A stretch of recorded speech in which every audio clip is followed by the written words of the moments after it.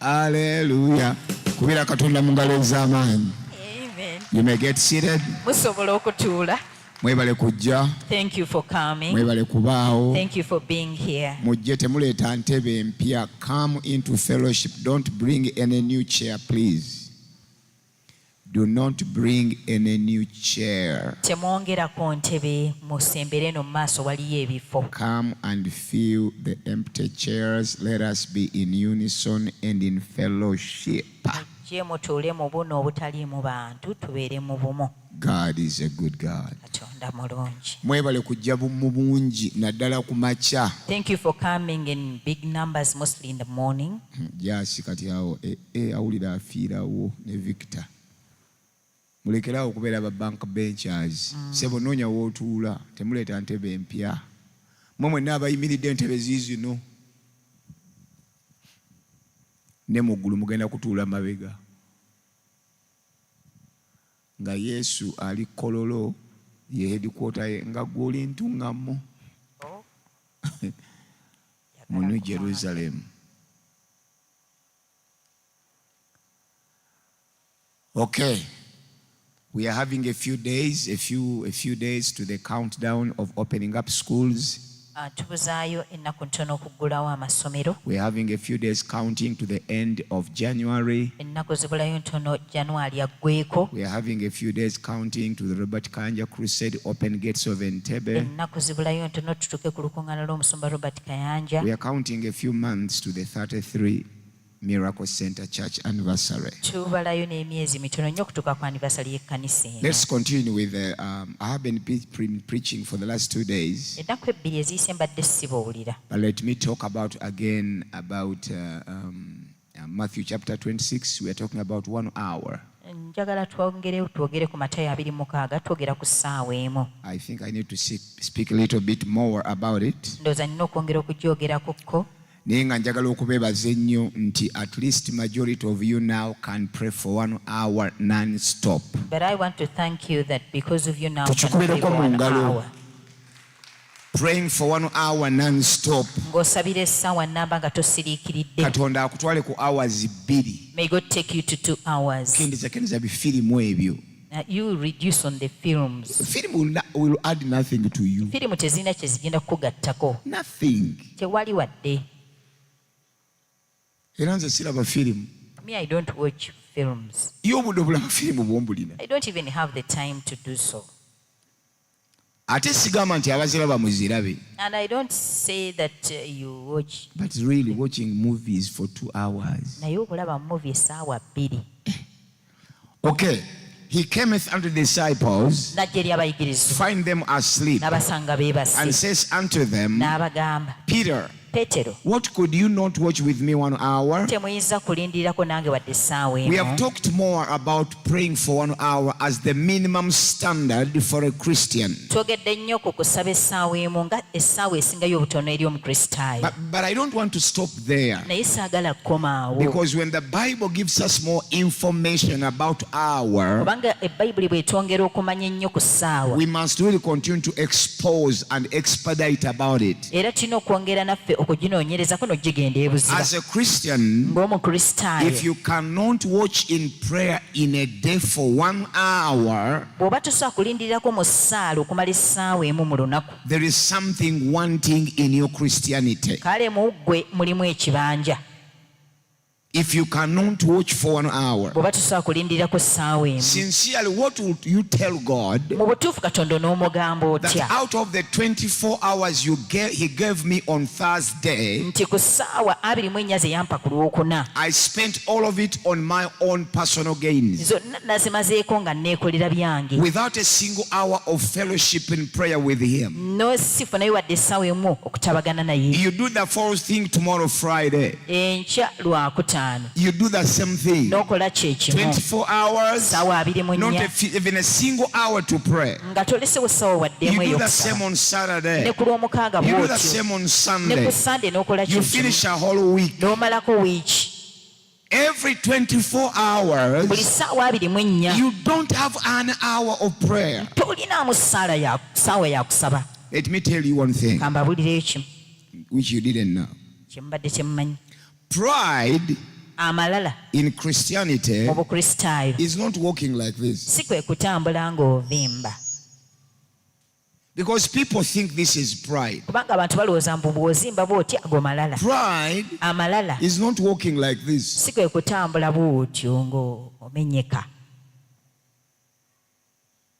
That is not pride. That is style of walking.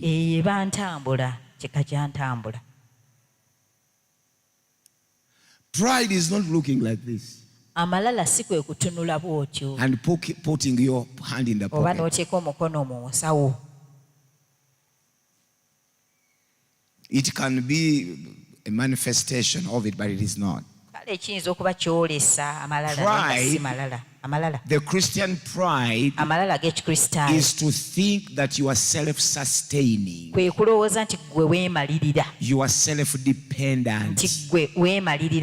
Even without prayer, you can actually do it. When you are not relying on God,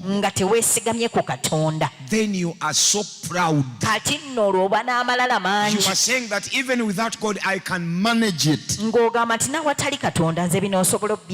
have professional staff. Some of them are having a bachelor's in accounting. Others have got masters in IT. I can do it. That is the Christian pride of self-reliance.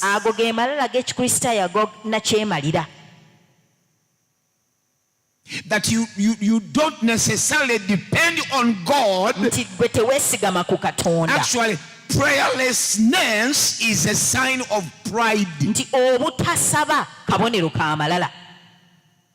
Even when I don't pray, my drivers are professional drivers. They'll take my trucks and vans and vehicles and come back in the evening safe. Self-reliance is pride.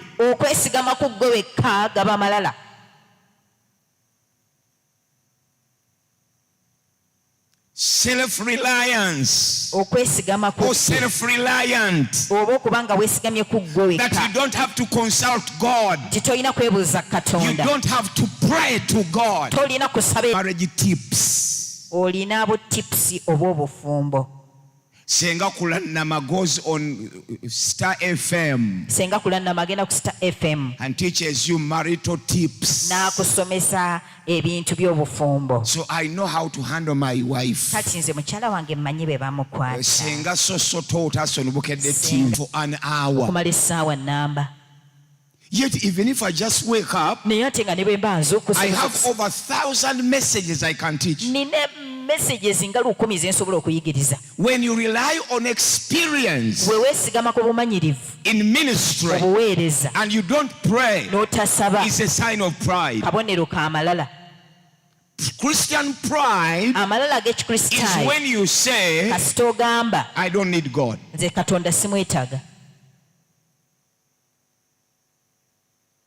don't.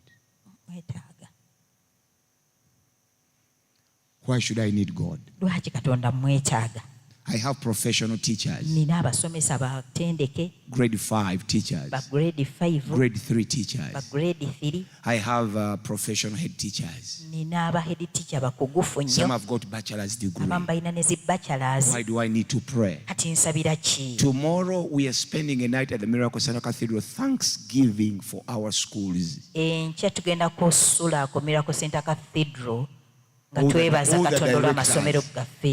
All the directors, we are spending a night there. We have gone to give thanks because we need God regardless of what. So if you cannot pray for an hour, or if you cannot involve God in your affairs. That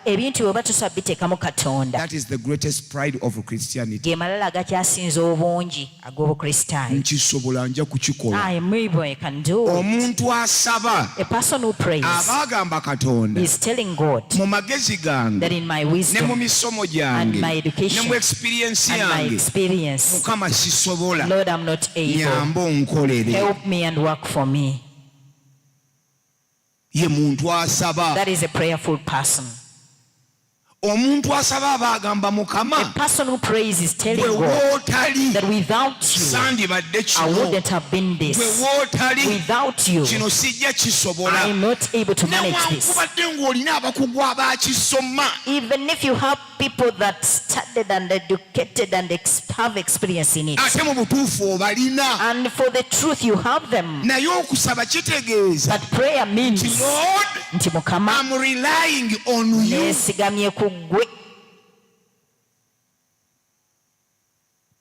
But not walking like this. This is not pride. When you see Robert Chagulanyi walking like this, it is not pride.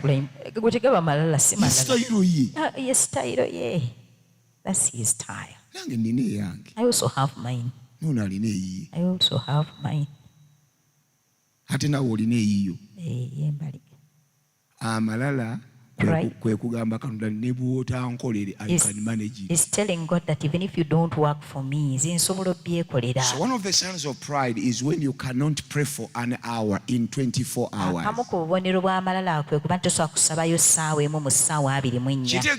That means that all the 24 hours you spend them doing your own things. You see, Lord, I will do them for myself. Why should I give you my hour? So Simon Peter could not wait for an hour.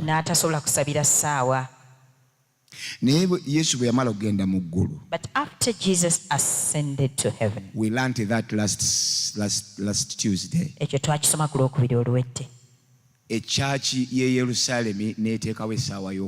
The Jerusalem church put there an hour of prayer. Chapter 3 verse 1. And the Bible says, Acts chapter 3 verse 1. Acts chapter 3 verse 1. Now Peter and John went up together into the temple at the hour of prayer. Hour of prayer. Peter and John could not rely on the experience they had with Jesus. They had cast out devils in Jesus' ministry. Peter had walked on water. A man walked on water, still prays. You have not even walked on a well. The man who walked on water is still praying. You have never walked on a well. We also saw that Simon Peter's shadow healed the sick. But some of us, even our own selves, we cannot heal the sick. Leave alone the shadow. But we ourselves, you lay your hand upon someone. The head which was paining just increases in pain. But the other one, his shadow heals. Let's read more about Peter. Acts of the Apostles chapter 9 and verse 36. Acts of the Apostles 9:36. Now there was at Joppa a certain disciple named Tabitha, which by interpretation is called Dorcas. This woman was full of good works and alms deeds which she did. It came to pass in those days that she was sick and died, whom when they had washed, they laid her in the upper chamber. For as much as Lydia was nigh to Joppa, and the disciples had heard that Peter was there, they sent unto him 2 men, desiring him that he would not delay to come to them. Can we have a simpler translation from there because this one is a little bit harder. But the believers had heard that Peter was nearby at Lydda, so they sent 2 men to beg him, please come as soon as possible. So Peter returned with them, and as soon as they arrived, they took him in the upstairs room. The room was filled with widows who were weeping and showing him the coats and the other clothes Dorcas had made for them. But Peter asked them all to leave the room. Then he knelt down and prayed. He did what? He knelt down and prayed. Peter did what? He knelt down and he cast out everybody from the room. So he stayed alone with Dorcas who was dead. So he knelt down and prayed. Turning to the body, he said, get up, Tabitha. And she opened her eyes. And when she saw Peter, she sat up. Verse 41. He gave her his hand and helped her up. Then he called in the widows and all the believers and he presented her to them alive. Peter, he raises the dead, but he still prays for an hour. Where you cannot even raise your dead business, leave alone a dead person. You cannot even raise your collapsing marriage.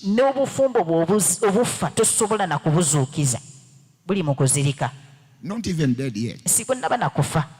It is collapsing.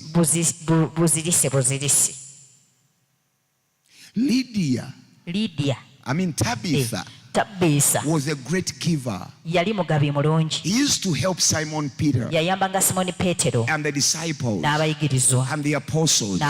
He was an alms giver. That's why we need to sow a seed. That's why at the end of this month we cannot go through 30 days of prayer without a special sowing of a seed. We have about 13 days to go. Somebody should begin to prepare for a financial seed you are going to sow in your prayers for these 30 days. So the Bible says in verse 36 that this woman, simpler translation please, King James Version. There was a believer in Joppa named Tabitha, which in Greek is Dorcas. She was always doing kind things for others and helping the poor. The woman was a giver. I'm not talking about giving, but I'm trying to show you what Peter did. Because the woman was a giver, everybody loved her.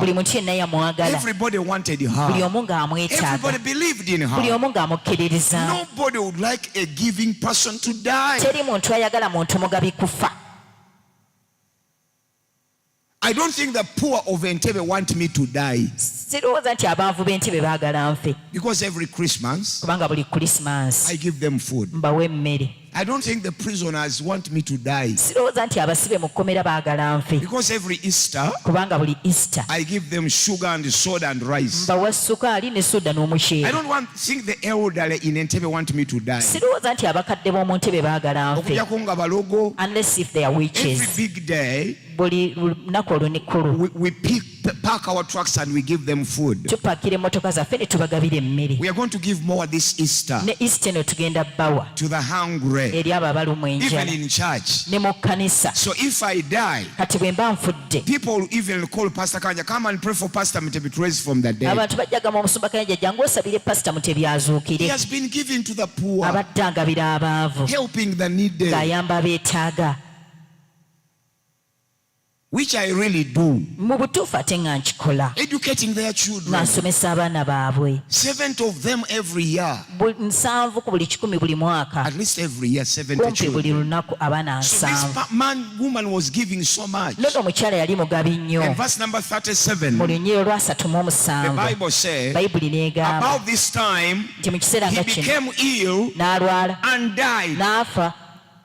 What could you do to such a woman? Who gives to the poor? Who helps the needy? Who supports the elderly? He's like Mama Teresa of India. Alinga Mama Teresa ow'India. She got sick and died. N'alwala n'afa. And her body was washed. Omulambo ne bagunaaza bagutekete ku guziika ne bagugalamiza mu kisenge kya waggulu mufu akoze omulambo.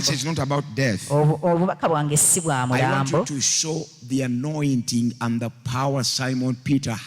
Njagala mulabe amafuta n'amaanyi Simoni Peetero ge yalina. We talked about the shadow, now we are talking about himself. Twayogedde ku kisikize katwogera ku ye. So they washed him ne bamunaaza for burial, basobole omuziika. Because in those days the Jews and the Samaritans, they don't bury until you are washed. Nti Abayudaaya n'Abasamaliya tebaaziikanga mu mulambo nga tebagunaazizza or bathed. Oba nga tebagunaazizza. Even the Muslims do so these days. N'Abasiraamu bakikola.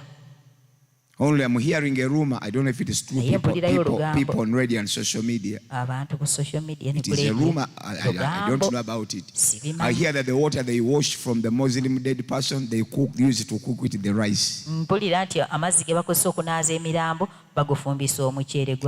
It is a rumor I was hearing. How many heard of it? The rumor you have been hearing. I'm not saying it is true. But that's what I hear. So Muslims, they don't bury you until they bathe you. And the water they bathe you from, I'm hearing a rumor. Is the one they use to cook rice for the mourners. I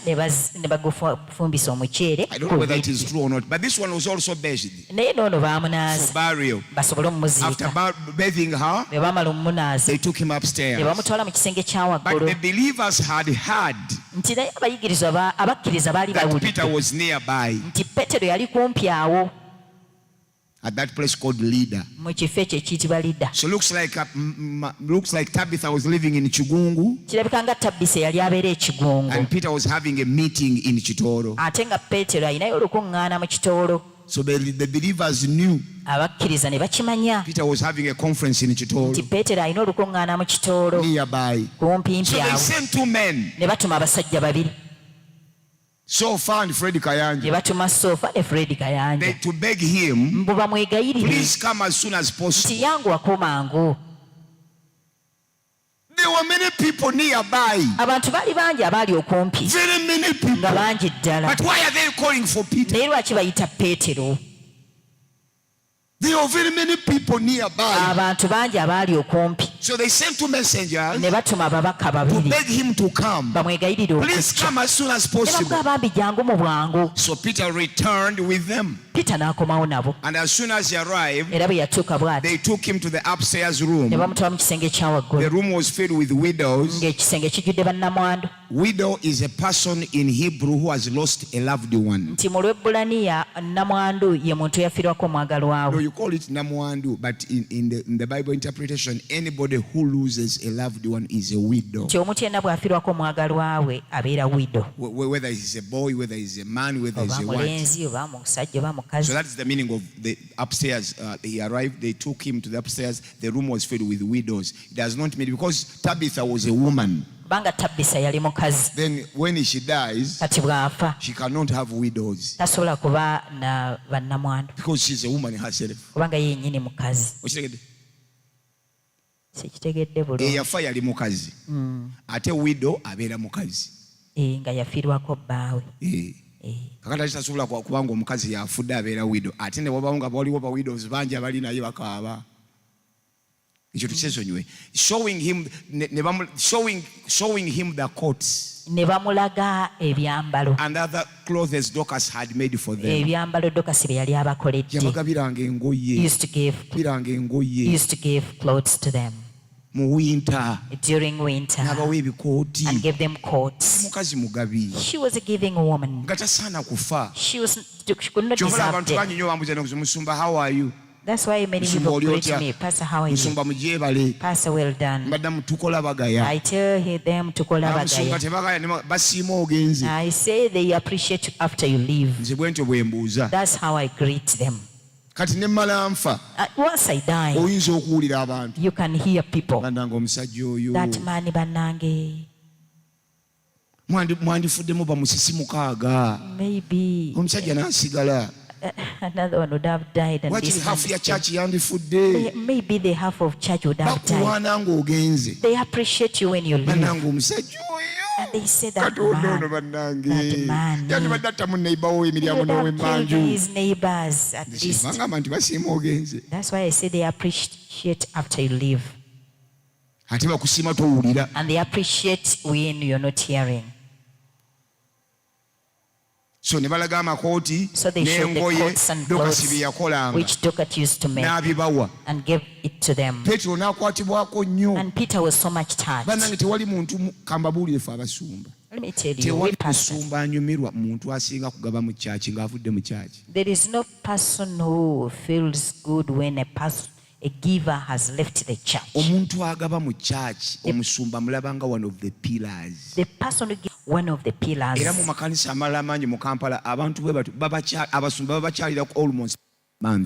Anti abantu bwe batyo abasumba bakyalira kumpi buli mwezi. Almost every week. They call them kumpi buli week. Somebody who gives omuntu agaba to the work of God eri omulimu gwa Katonda is not ignorable. Tosobola kumulekerera oba kumusuulirira. And if God says no oyagala nzuukizeekani era ogamba ono. Even if God says among these ones whom do you want me to raise up? Because even if they raise you up, what will you do? If this one is raised from that day, he's the one that supports the church financially. And pastors in Kampala fight for those rich people in the church. They even give them special seats.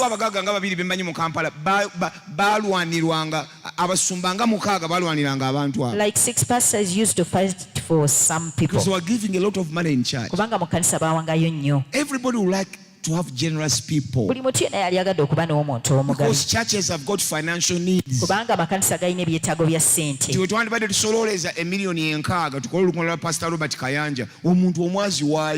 time we would have spent to give 60 million to collect 60 million for the meeting, one person would fundraise it for it. Say pastor paid for them. System and the pulpit and even the posters and that is the rich man in the church. If you look at yourself and you've never done none of those, you are very poor. Ask your neighbor, are you rich or poor? Now let me tell you. Singa sifuna abantu bagenda kuyimirira nange kukola lukungaana luno if I don't get people to stand with me to do this meeting, won't I do it? Nsobola okuyita omusumba Kayanja ajja ayogerere ku mimwa nga tewali mizindaalo. Can I call Pastor Robert Kayanja to come and speak with empty mouth without sifuna loan mu banka wiki eno? At least I can get a loan from the bank this week. At least noonya loan somewhere. At least I'll look for a loan from somewhere. You invite a man of God without a pulpit, without sound system, without metal detectors, and is very security conscious. They have ever laid a bomb for him at the church. If people don't stand with me, don't you think still the meeting will be there? It has to happen. So there are people willing to sacrifice to give. Whether you give or you don't give, somebody is willing to sacrifice.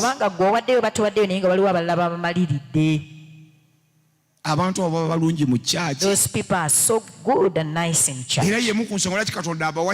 That's why one of the reasons why God gave you money. To establish his covenant. God gives us money so that we may establish his covenant. Not just to build empires. It is good we build empires. We have as many buildings as possible. We have as many companies as possible. We have as many billions of shillings on our accounts as possible. And at the end of the day, the major cause is to finance God's kingdom.